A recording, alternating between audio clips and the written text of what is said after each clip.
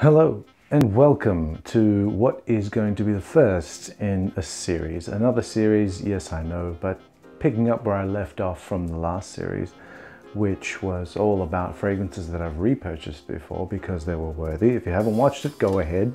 You can watch that and then continue on with this one. Or you can continue to keep watching this one, which is going to be about nostalgia. It's going to be about fragrances that I wore in the 90s because, well, that's really where I had my time of, I guess, identifying and really getting my own taste in what would become the birth of my own fragrance collection and throughout my fragrance journey as well. And I'm going to start off with the first ever fragrance that I ever purchased with my own pocket money from doing odd chores around the house. Now, this series is going to come, I guess, kind of like inspired from another quote from this lovely book that you see here in the background of the previous videos. And that is this book right here, which is Axioms and Digressions by author called TGRMSK. That's what it's pronounced like. He's not a fan of vowels, apparently. And it is axiom number 17, I think. I think I just went past it. Here it is.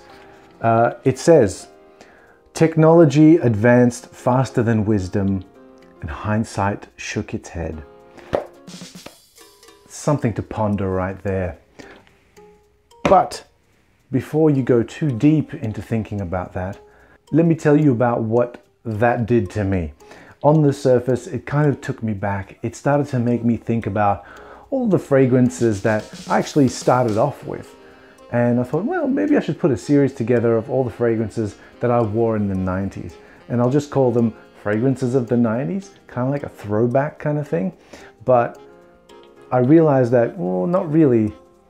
As you'll see very soon, the first fragrance that I ever purchased with my own money, well, it wasn't from the 90s, it was from the 80s, hence why shoulder pads are here. It's basically the only jacket I've got left with shoulder pads, but there it is. And my sleeves have been rolled up, and I'm probably needing to wear trainers on my feet, but I'm not. But let me jump straight into the fragrance that I'm talking about. It is this one right here. It is Drakkar Noir by Guy Laroche. I left the last series talking about this one, saying that it was the first fragrance that I ever purchased back when I was 10 years old, believe it or not. It sat in my parents' room on my dad's side of their, I guess their toilet, or what they called that thing. And I used to go in there and spray it because he used to never use it. I used it, and slowly but surely, the next bottle and the bottle after that and the bottle after that, it lived in my room basically. So yeah, this is the first fragrance, the second fragrance, the third and the fourth fragrance that I actually ever purchased with my own money. So I haven't actually worn this since 1990, I'm gonna say 4. I think that's when I started to buy other things, but yeah, I haven't actually smelled it since then. And I'm going to do a bit of an unboxing right now for you and see what this one actually smells like. This is from 1982. It's from 1982, but I wore it for the first time in 1988 and all the way through to 1994. Go away, and there's the box right there. Nothing's really changed very much from the original, except it's got a bit more writing in the back. As you can usually tell with all the regulations, you need to put all the ingredients and stuff in the back here. And I was reading through it because don't we all read the back of fragrance boxes? I know I do. And it does say that it has tree moss extract, which I was very surprised to see that this actually still contains actual tree moss extract. It's not oak moss extract, but it's close enough, and the two smell rather identical. The fake ones to a pretty developed nose, the fake oak moss is actually quite noticeable. Now, I have this really bad habit of smelling the box, and the box smells like rosemary. Okay, incredible. All right, moment of truth, guys. This bottle is from, let me see the code here. It's an N number. This is from 2016 then. So this bottle is from 2016. I only bought it maybe a couple of weeks ago. And yeah, there it is. Drakkar Noir in all its glory. Still feels good. The bottle's still nice. When you take the lid off, it's still very POV. POV is a word we use to describe here for being poverty. But you can still see the crimping around the actual atomizer. But yeah, it's cool. And I like the fact that these old school fragrances like this one, the Santos de Cartier, which came out in the same year in '82, and the one that I was talking about in my previous series, which is Zeno by Davidoff, which, side note, I actually made a video asking Davidoff to discontinue Zeno, and that was last year. And funnily enough, Zeno's been discontinued recently. I didn't mean it. It was just a video. I'm gonna have to find some more backup bottles of that before it becomes extinct. Anyway, as I was getting back to talking about black bottles, which is a consideration to the people who actually don't have dark closets and cupboards, or I know some of us go to extremes and put these things in wine coolers and things like that, in wine fridges, to keep them at their optimal condition so that the notes don't actually dissipate or go sour.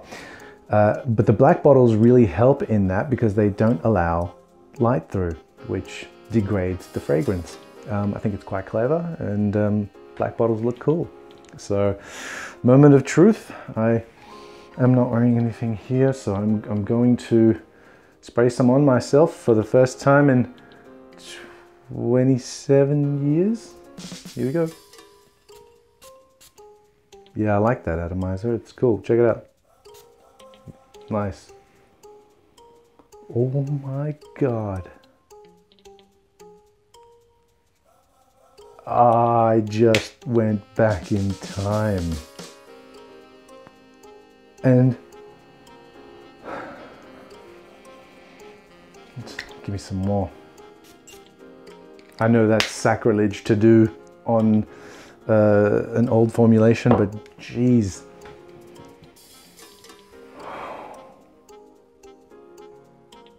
Oh yeah. That's it. That's the scent I remember. Wow, it really hasn't changed all that much. It still smells like it used to smell. I wasn't expecting to be blown away, but I was expecting to be sort of mildly disappointed because, you know, as you know, with all of these older fragrances, they do get reformulated, and this has been reformulated, but they've done it really well. Yeah, it's got that sort of pungent, sort of this really harsh, sort of lemony bergamot opening, which I never really liked. I always liked it after that sort of died down, and it became really suave and sophisticated after that. Got a ton of accords in here, so many notes, truly old school. But I guess maybe the philosophy of it was that, well, if we pack everything into it, then we'll have something that everybody will like. And it kind of worked because this was popular back in the day. You would smell this on anybody, and if you don't know this by name, if you smell it, you'll be like, yeah, I've smelled that before. If you're older than 30, oh man, maybe if you're older than 20, you would have smelled this before. You would have smelled this before. Okay, it's still there. It's the opening is still there. It's gonna take a few, maybe like about 5 or 10 minutes maybe to sort of die down and get into the heart notes. One thing I gotta mention is that people say that this was very close to the old Lomani pour homme. I never really liked that because it was a more synthetic and more harsher, more screechier version of the original Drakkar Noir. It just wasn't as refined, and you could tell that it was much cheaper in the ingredients that went into the juice. Evidenced by the fact that the first bottle of Lomani that I got was for free, which I was impressed because I had bought, or I guess maybe my parents had bought me this suit. I wanted a black pinstriped suit. Yeah, that's right. I wanted a black pinstripe suit for my graduation, and it was a $500 suit made in Italy. And the guy was like, hey, you know what? Here's a bottle of fragrance for you on the house. And we were all very pleased with that. And it was a bottle of Lomani pour homme. It was a 100 ml bottle. And we were very pleased until I had a look at the price, and they were selling them for $5. So it wasn't a very expensive fragrance. So if the bottle was being sold at a retail for $5, then you could imagine the quality of the juice that was in there. It smells similar. Yes, it does smell similar, but it's just not the same. You'd be able to tell it apart. That's what I'm trying to say. I'm giving this some time to sort of dry down a little, maybe get into the mid notes here. What do I get from here? Vetiver's, oh no, not vetiver. Oak moss. Yeah, that tree moss is really, the lemon is still there. The citruses are still there. Oh man, okay, I gotta give this a little bit more time to actually dry down. I did find it, I found it. This is the other bottle that I was talking about. This is the Santos, the Cartier concentrate. It is the black bottle with the striations. I know this one's got a bit of a bad rep in this line, but really it's overdone. It's overdone. I've smelled all the original one, the middle one, and this one as well. They're all almost identical. Okay, now as I mentioned in a previous video about this being released in 1982, I'm going to put this on the side so it doesn't steal the thunder of the Drakkar Noir, or as I like to call it, Drakkar Noir. It's not noir, you've got it wrong all this time, it's Noir. That's the correct way to say it. Yeah, as I was saying, being released in 1982, you would think that this is dated. But as I mentioned with the Cartier in the Cartier video, which you can check out here, it isn't. It just isn't. And I explained it in depth in that video, but to go over it briefly, the kids of today will not have smelled this. That's why I said, if you, originally when I said, you know, you would have recognized this smell if you were over 30, you would have immediately recognized it. Either you wore it or you had smelt it on someone else, right? But you haven't smelled this. Like myself, I myself haven't smelled this for like 27 years, right? I haven't bought this in 27 years. So imagine a 20-year-old now, or even someone in their late teens and early 20s, they wouldn't have smelled. This is fresh for them. This isn't dated. The cap is a little bit more plasticky than I remember. Anyway, but yeah, the smell isn't dated, and with this many notes, yeah, I think it'll work. I think it will work. I think Drakkar Noir or Noir might have a revival. That would be the funniest thing of all time. Yeah, I can't believe they still make this. And there we are, Drakkar Noir, the first ever fragrance that I purchased with my money, which I then repurchased and repurchased and repurchased because, hell, it was the only fragrance I knew for men, other than my mum's stuff. And it was just the fragrance for every occasion. It didn't really matter whether it was hot or cold, or whether we were going out casually or out formally. It was just the thing that you did. You sprayed this on and then you left. So It was like the man for all seasons kind of thing. Well, not really the man for all seasons, more like the fragrance for all time. No, no, no. More like the only fragrance that you've got. And if you're a beginner and this is the only fragrance you have, I can think of worse things than that, because this is pretty good for the first fragrance to have, even for your second or your third, or even if you have a collection that's really modern and follows all the trends, you might be a bit unique. You might stand out in the crowd because no one's wearing this these days. I don't know why. I don't even smell it on other people. And this will definitely come through a mask. Even these days when people are wearing masks, you'll still be able to smell. Oh, that's beautiful. However, it's still very lemony. Oh, I cannot believe I've waited all this time. It still hasn't even gone past the opening. That's incredible. So there we are, Drakkar Noir. Drakkar Noir. So what does it feel like? The nostalgia that is, right? Because this is a whole series about nostalgia and fragrances that make me feel nostalgic and take me back in time. I'm in my mid-teens, mid to late teens.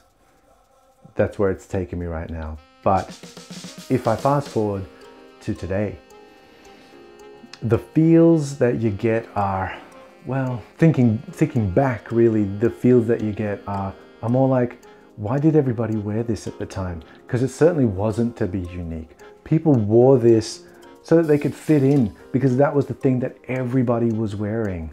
So it was more like a smell of acceptance, a smell that everybody else had. So you could recognize each other. Oh, you're wearing Drakkar Noir? Yeah, so am I. Yeah, you know what? Yeah, we got something in common. We can be friends. And that's what it was. So it was well, I guess the fear of being ostracized is a terrible fear that most humans have, innately anyway, but this sort of overcame it. It broke down barriers so that you could make those friendships. You were on the same sort of level playing field with others, and you had something in common, sort of like an icebreaker as well. And because it projected so well, you could probably spot someone across the room who was wearing this too. And you'd be like, Drakkar? Yeah, Drakkar. So it was like that. But now, if you want to wear it now, it's really going to be like, the hell is that? Is that, you smell like a forest. A nice forest, but you smell like a forest with lemon trees and, okay, a bit of moss and, a little bit soapy, a little bit clean. It's pretty good, pretty good. It's far away from all the sweet syrupy stuff that's really the flavor of the day. So you would cut straight through that. You would cut straight through that, and you would probably save yourself a ton of cash by buying this. And some people say that this modern version, especially the 2020 versions, a few people have commented and said that they lack the longevity, and it seems like it's been watered down. Well, it doesn't really matter because it's 20 bucks or something for a bottle. So you can bathe in it and it should be absolutely fine. As long as the smell is 90%, I'd probably say 92%, 92.87% exact to the original. And I'm glad I got it back. I'll definitely see myself wearing this again whenever I feel like I want to have a laugh. I want to have a laugh. I want to go back in time, not to feel young again, but just sort of remind myself of things and experiences that I had that are tied to the actual memory. You know, the scent is, the memory is tied to the scent. It's really strong. And if you were wearing scents, and these are sort of markers in time, as they were for me, then you'd be amazed about remembering things that you had long forgotten. Yeah, I remember that. And I remember this. And this has been, I guess, my first video in the series. I don't know how many I'm gonna do. I'm gonna try and make it like an even 10. So let's go for that. and I'll do it in chronological order of the fragrances that I purchased. So this is number 1, Drakkar Noir or Noir, and shout out to Club Noir 3. And yeah, so fragrance number 1 that I ever purchased. And so next up is going to be the second fragrance that I purchased after I found out there's more fragrances than Drakkar Noir that I now can afford because I did, you know, more chores and got myself a summer job and I got myself some pocket money and went out and bought something else, and you'll find that out in the next video. So please continue to keep watching and do all the things that make this channel grow, and I would truly appreciate that. And as always, thanks for watching.